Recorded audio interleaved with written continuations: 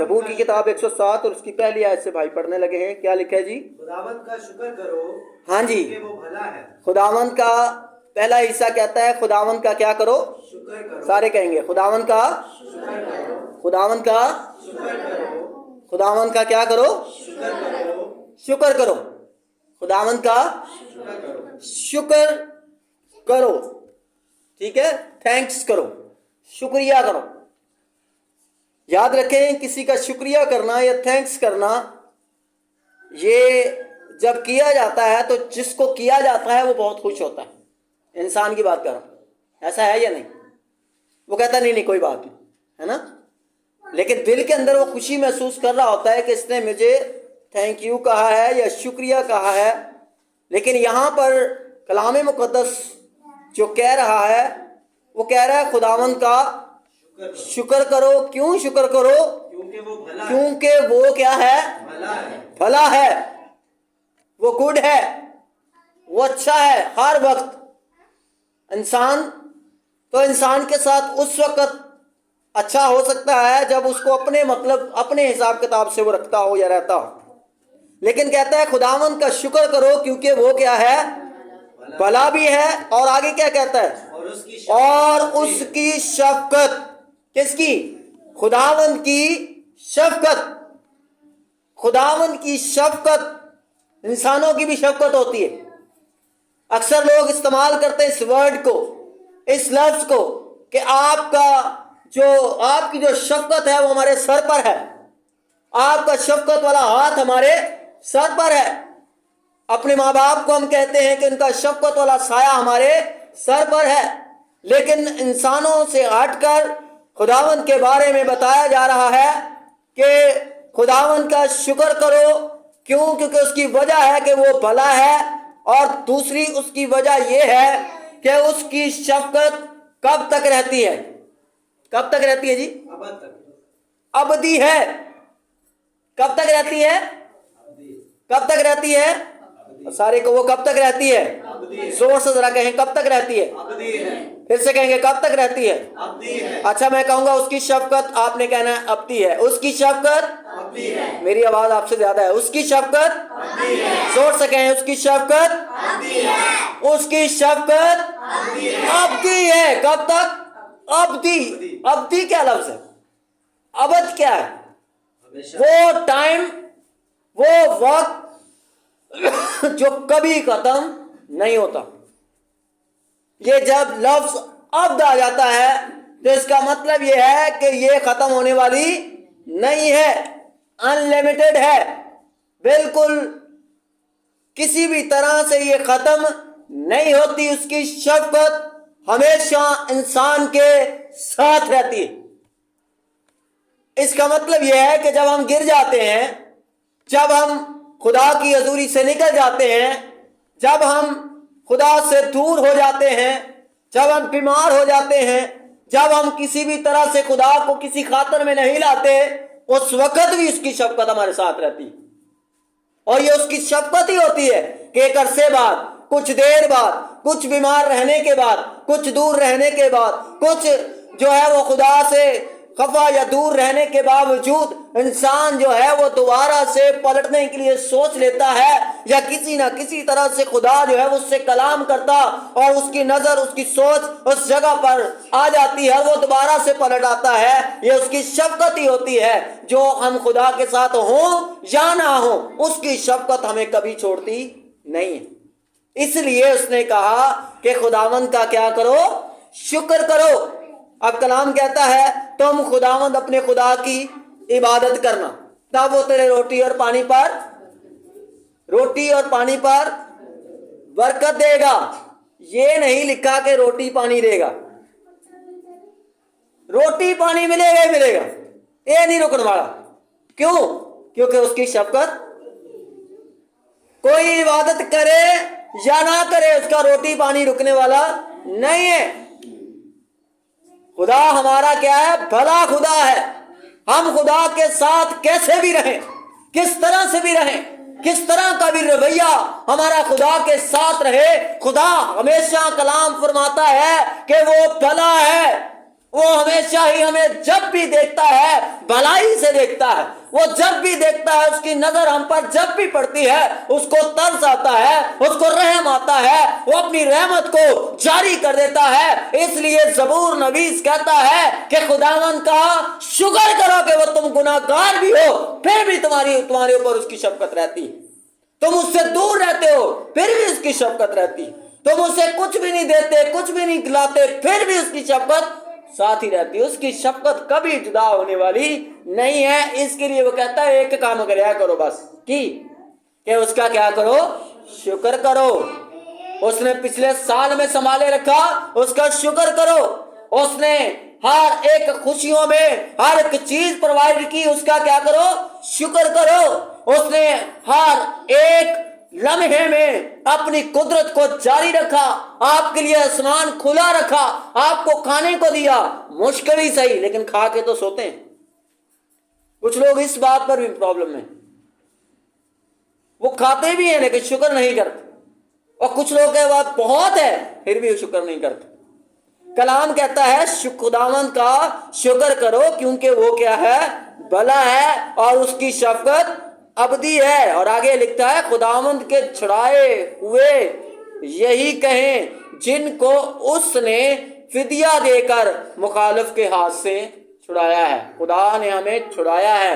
ہم کہیں نہ کہیں پھنسے ہوئے تھے. اور خاص طور پر آج کے دن کے لیے اس بات کو یاد رکھیں کہ اگر آپ آئے ہیں یہ نارمل بات نہیں ہے. اگر آپ آج خدا کا کلام سن رہے ہیں یہ نارمل بات نہیں ہے. اگر آج آپ نے خدا کی عبادت کی ہے, بندگی کی ہے, جے جے کار کی ہے, اس کے لیے نعرے مارے ہیں, اس کے لیے گیت گائے ہیں, تو یہ نارمل بات نہیں ہے. خداوند نے آج آپ کو چھڑایا ہے, بہت ساری مصروفیات سے چھڑایا ہے, بیماریوں سے چھڑایا ہے, آج آپ کو مصروفیات سے چھڑایا ہے, آج آپ کو دنیا کی فکروں سے آزاد کر کے وہ اپنی حضوری میں لے آیا ہے. مجھ پر اور آپ پر, ہم سب پر یہ بنتا ہے کہ ہم اس کی کیا کریں, شکر گزاری کریں. آگے وہ کیا کہتا ہے, تھوڑا سا پڑھ دیں بھائی, تیسری آیت.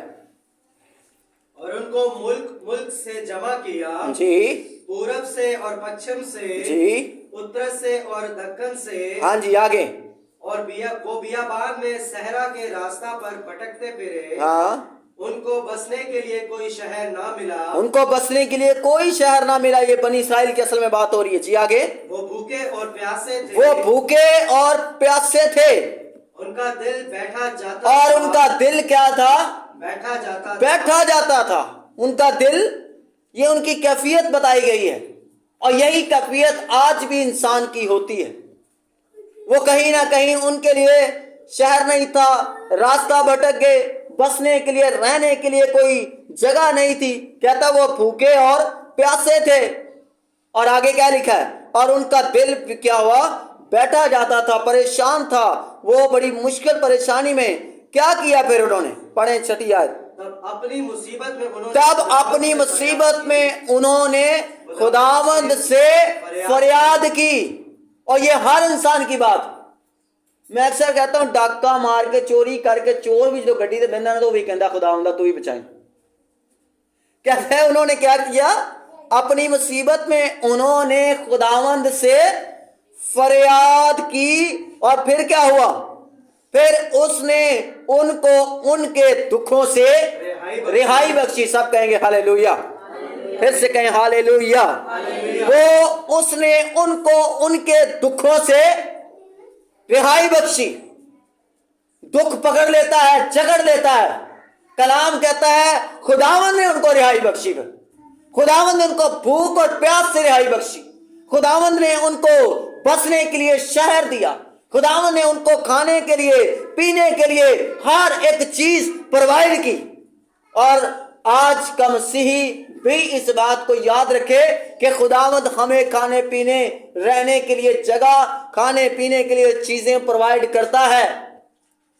کوئی اس مغالطے میں یا اس خوش فہمی میں نہ رہے کہ شاید میری محنت, شاید میرا یہ کرنا, ہاں یہ سب کچھ ٹھیک ہے, یہ خدا نے کہا ہے کرنا ہے, لیکن اس نے کہا اپنی عقل اور فہم پر تکیہ نہیں کرنا. میں کرتا میں آئی ہوں. اگر وہ صحت نہ دے, اگر وہ تندرستی نہ دے, اگر وہ کسی نہ کسی طرح سے اس طرح کی قوت اور طاقت نہ دے تو ہم کیا کر سکتے ہیں؟ اس لیے وہ کہتا ہے کہ خداوند کا کیا کرو؟ شکر کرو. کہتا ہے اس نے ان کو ان کے دکھوں سے کیا بخشی؟ رہائی بخشی، اور ان کو سیدھی راہ سے لے گیا تاکہ بسنے کے لیے کسی شہر میں جا پہنچیں. 8ویں آیت کہتی ہے کاش. سب کہیں گے ہاللیلویہ. 8ویں آیت میں لکھا ہے کاش. کیا لکھا ہے؟ کاش. پھر سے کہیں کیا لکھا ہے؟ کاش. کاش. اس کا مطلب کچھ نہیں ہوا. جب کاش لفظ آتا ہے اس کا مطلب دل کے اندر بات تو ہے لیکن ویسا ہوا نہیں. کاش اے ساڈے کو اپنا گھر ہوندا، کاش یہ گڈی ساڈے کو ہوندی، ہے نا. لوگ کہتے ہیں نا کاش. یہاں پر کیا لکھا ہے؟ کاش کے لوگ. یہاں پر یہ لفظ لوگوں کے لیے استعمال ہوا. کاش کے لوگ خداوند کی شفقت کی خاطر، وہ شفقت جس نے بھوک پیاس مٹائی، وہ شفقت جس نے بیماری سے نکالا، وہ شفقت جس نے برے وقت سے چھڑایا، وہ شفقت جس نے دکھوں سے رہائی بخشی، اس شفقت کی خاطر کیا کرتے؟ کہتا ہے کاش کے لوگ خداوند کی شفقت کی خاطر اور بنی آدم کے لیے اس کے عجائب کی خاطر کیا کرتے؟ اس کی ستائش کرتے. سب کہیں کیا کرتے؟ اس کی ستائش کرتے. خدا نو کی چاہیے؟ خداوند کو صرف اور صرف ستائش چاہیے. خداوند کو صرف اور صرف ورشپ چاہیے. خداوند کو صرف اور صرف عبادت چاہیے. خداوند کو صرف اور صرف یہ چاہیے کہ آج کا انسان جب وہ اس کو اس کے دکھوں سے نکالے، آج کا انسان جب اس کو کھانے کے لیے دے، پہنے کے لیے دے، تو آج کا انسان اس کی شکر گزاری کرے. اتوار والے دن آ کر اس کی شکر گزاری کرے پورے ہفتے کے لیے. باقی باتاں دے مطلب ہی نے ساڑیاں شفائیہ عبادت تو وہ بھی سانو مطلب بھی کونی. خدا نے اپنے مطلب واسطے بھی آندے اسی نہیں. میں کہتا ہوں اس کی بھی خیر ہے، چلو نہیں آتے آپ کی خوشی، اس میں آئیں گے اس میں بھی فائدہ ہے. لیکن سب سے بڑھ کر کہتا ہے تم خداوند اپنے خدا کی عبادت کرنا. یہاں پر لکھا ہے کاش کے لوگ ایسا کرتے. کاش کے لوگ یہ سمجھ جاتے کہ ہماری بھوک کو خداوند مٹاتا ہے. کاش کہ یہ سمجھ جاتے کہ جب ہم بیمار ہوتے ہیں تو خداوند ہمیں شفا دیتا ہے. کاش کہ یہ سمجھ جاتے کہ جب ہم مصیبت اور پریشانی کے اندر ہوتے ہیں تو خداوند ہی ہمیں نکال کر لے آتا ہے. کلام کہتا ہے کاش کہ یہ میری ستائش کرتے، کاش کہ یہ میرے لیے بجاتے، کاش کہ میرے لیے آ کر گیت گاتے، کاش کہ میرے لیے آ کر خداوند کی حضوری میں بیٹھتے اور چند لمحے اپنے دے دیتے. لیکن لوگوں نے ایسا نہیں کیا. یہاں پر خدا گلا کر رہا ہے. آج کے کلام کے وسیلہ سے ان ساری باتوں کو ہم سیکھیں گے. کلام کہتا ہے کاش کے لوگ خداوند کی شفقت کی خاطر اور بنی آدم کے لیے اس کی عجائب کی خاطر اس کی ستائش کرتے. کیوں؟ کیونکہ وہ ترستی جان کو سیر کرتا ہے. اور اگلی آیت پڑھ دیں بھائی. نامی وہ آیت. ترستی جان کو سیر کرتا وہ ہے ترستی جان کو سیر کرتا ہے اور بھوکی جان کو نعمتوں سے مالا مال بھوکی جان کو نعمتوں سے کیا کرتا ہے؟ مالا مال کرتا ہے. کیا کرتا ہے؟ مالا مال کرتا ہے. سارے کہیں گے کیا کرتا ہے؟ مالا مال کرتا ہے. بھوکی جان کو نعمتوں سے. میرے وال دیکھو کلام کہتا ہے بھوکی جان کو نعمتوں سے مالا مال کرتا ہے. اس بات کو ذہن میں رکھے بعد پھر بولیں گے. کیونکہ وہ ترستی جان کو سیر کرتا ہے اور بھوکی جان کو نعمتوں سے مالا مال کرتا ہے. بھوکی جان کو نعمتوں سے مالا مال کرتا ہے. ساڑھے لوگ بھکھے بیٹھے رہن گے، عبادت نہیں کرنی، تنگی چ رہن گے پر عبادت نہیں کرنی. ہاں جی جو ٹکٹ لگی ہے چرچ دے وچ، میں نہیں سنیا کسی بھی چرچ دے وچ ٹکٹ لگی ہے. وہ تو بڑے بڑے پروگرام بھی بیچارے کراندے ہیں تے انگریز اتنا پیسہ لاندے. انگریز اتنا پیسہ لاندے نے، انہاں نوں بس دو، انہاں دے گھر دے اگے کھلارو، انہاں نوں لے کے آئو. جدو جان لگن گے تے ایک بریانی دا پیکٹ تے ایڈی بڑی بوتل دیو نال پانی دی. گھر اسی فلٹر چوں پینے ہیں تے چرچ والے سانوں ایکوافینا دی بوتل دیندے ہیں. ہن جڑے جاندے نے انہاں نوں پتہ ہے، جڑے نہیں جاندے انہاں نوں ہو سکدا نہ پتہ ہے. ساڈے سینٹر چرچ تے جدوں بھی پروگرام ہوندا ہے ہی سسٹم، کھانا بھی دیتے ہیں. کنونشن جانا ہے جی چلو جی بس پہ جاؤ، کرایہ آنے جانے کا سارا کچھ آپ نے صرف کیا کرنا ہے؟ جانا ہے. یہاں پر وہ کیا کہتا ہے؟ بھوکی جان کو نعمتوں سے مالا مال کرتا ہے، لیکن کرنا کی نہیں گا؟ شکر نہیں کرنا. ساڈا شکر کرنے کا طریقہ پتہ کی ہے؟ صبح اٹھ کے منجی توڑتے ہیں سارے، شکر ہے خدا، اے طریقہ کار.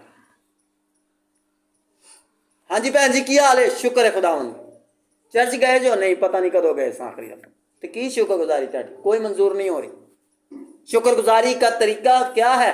زبور پیچھے جائیں تھوڑا سا، زبور 100 نکالیں بھائی، مشہور زبور ہے یہ، پڑھیں گے جلدی سے پھر پاک شراکت میں شرکت کریں گے. زبور 100. اے اہل زمین، اے اہل زمین، سب کو دعوت دی جا رہی ہے. ٹھیک ہے، لکھا ہوتا ہے نا اہل آنے محلہ، یہاں پر محلے کی بات نہیں ہو رہی. کہتا ہے اے اہل زمین، سب خداون کے حضور خوشی کا نعرہ مارو. خداون کی حضوری کہاں پر ہے؟ خدا کے گھر کے اندر، عبادت کے اندر. خداون کے حضور خوشی کا نعرہ مارو. اور دوسری آیت، خوشی سے خداوند کی عبادت کرو. خوشی سے خداوند کی عبادت کرو. زور زبردستی نہ نہیں، کسی دے سان کرنا نہیں. کلام کہتا ہے عبادت اپنی خوشی سے کرو.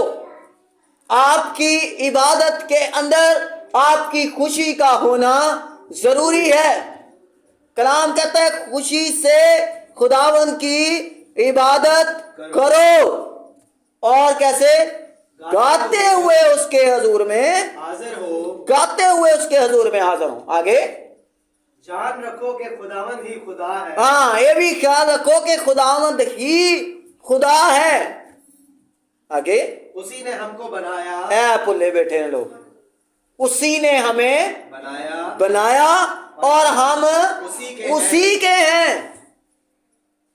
لیکن نہیں، آج کسی نے پوچھو کہ نہیں اسی کدے ہیں؟ اسی تے سلیویشن آرمی دے، اسی تے بیپٹسٹ چرچ دے ہیں. یہ تے پادری ناراض ہو جاتا ہے، وہ اپنے سمجھ کے بیٹھا ہے. کیوں بھائی؟ وہ کہندا لے دوسرے چرچ کیوں گیا؟ تینوں کی ضرورت سی جان دی؟ کلام دے کہندا ہے کیا ہے؟ اہل زمین، اس نے ہم کو بنایا اور ہم اسی کے ہیں. کسے بھی چرچ جاؤ، ہیں کس کے؟ ہیں اسی کے ہی. اسی لیے جب سے میں اس علاقے میں منادی کر رہا ہوں، یا کہیں کسی جگہ پر بھی میں جاؤں، میں یہی بولتا ہوں آپ چرچ جائیں. بس کسی بھی چرچ جائیں تو صحیح، کیونکہ چرچ کس کا ہے؟ بلڈنگ کس کی ہے؟ لوگ کس کے ہیں؟ خادم کس کا ہے؟ اگو خادم دی سوچ ہے وہ خدا دا کوئی لینا دینا، کیونکہ وہ انسان ہے. فالو کرنا ہے تو کلام کو کریں. کلام کہتا ہے شکر گزاری ہم اس کے لوگ اور اس کی چراگاہ کی اس کے لوگ، سلیشن آرمی دے لوگ، بھائیاں دے لوگ، کیتھلک دے لوگ. اے ساڈی حال ہے مسیحیاں دا. اور یہ ابلیس کی ایک بہت بڑی چال ہے جو چل چکا ہے اور وہ اس میں کامیاب ہے. کلام کہتا ہے شکر گزاری ہم اس کے لوگ اور اس کی چراگاہ کی بیڑے ہیں. زبور 23 ساری پڑھ دیں. اوتھے نہیں آندے کہ فلانے دا فلانے میں. خداوند میرا چوپان ہے، پرمیشن میری کوئی ہور ہے. جدو پروگرام دی گل آئے، عبادت دی گل آئے، تو اوتھے ساڈا پادری تے تہاڈا پادری. تے جدو کوئی لین دین دی گل آئے تو اوتھے بھائی صاحب تسی اپنے ہی ہو. سوچ کی بات کر رہا ہوں. اسی کا خدا کہتا ہے، کلام کہتا ہے کہ ہم اس کے لوگ اور اس کی چراگاہ کی بیڑے ہیں. ہم اس کے لوگ ہیں اور اس کی چراگاہ کی بیڑے ہیں. تو پھر کیا کرنا چاہیے؟ چوتھی آیت، شکر گزاری کرتے ہوئے. شکر گزاری سب سے بڑی بات کہ آپ کے ذہن کے اندر کہیں پر بھی آپ جا رہے ہوں، کسی بھی چرچ، کسی بھی کلیسیا میں، کسی بھی عبادت میں آپ جا رہے ہوں، آپ کے ذہن کے اندر کیا ہے؟ یہ کلام بتا رہا ہے. کلام یہ بتاتا آپ کے ذہن کے اندر کیا ہے؟ شکر گزاری. شکر گزاری کرتے ہوئے اس کے پھاٹکوں میں داخل ہوں اور حمد کرتے ہوئے اس کی بارگاہوں میں داخل ہوں. اس کا شکر کرو اور اس کے نام کو मुबारक कहो। क्यों?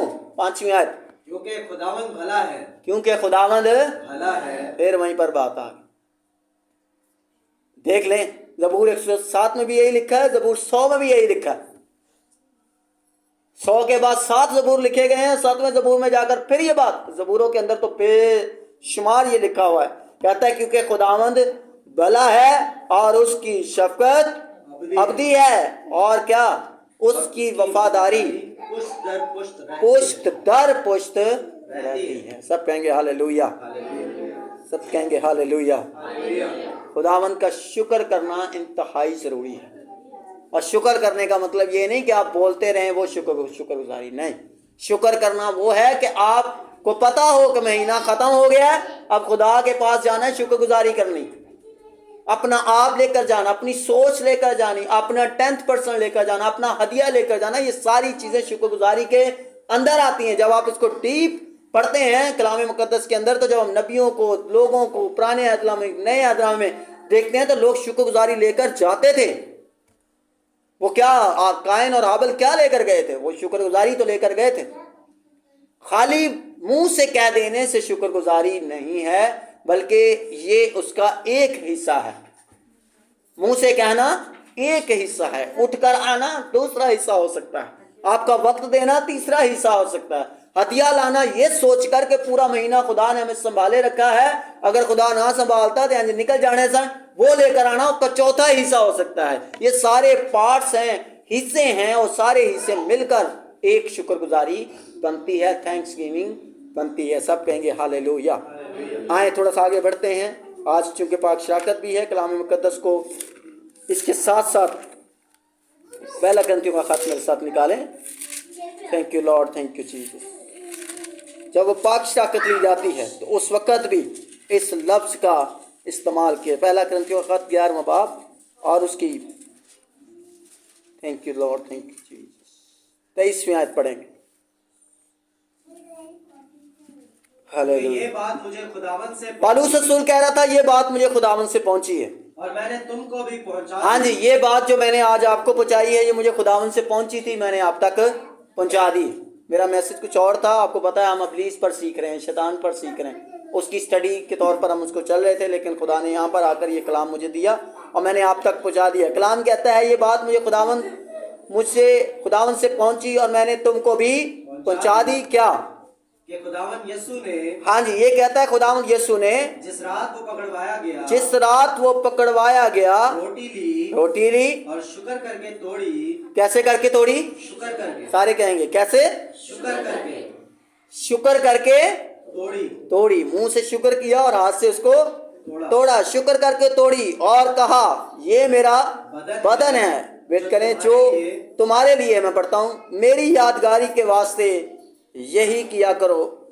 इस तरह उसने खाने के बाद प्याला भी लिया और कहा ये प्याला मेरे खून में नया अहद है, जब कभी पियो मेरी यादगारी के लिए यही किया करो, क्योंकि जब कभी तुम ये रोटी खाते और इस प्याले में से पीते हो खुदावंद की मौत का इजहार करते हो जब तक वो ना आए। इस वास्ते जो कोई नामुनासिब तौर पर खुदावंद की रोटी खाए और उसके प्याले में से पिए, वो खुदावंद के बदन और खून के बारे में कसूरवार होगा।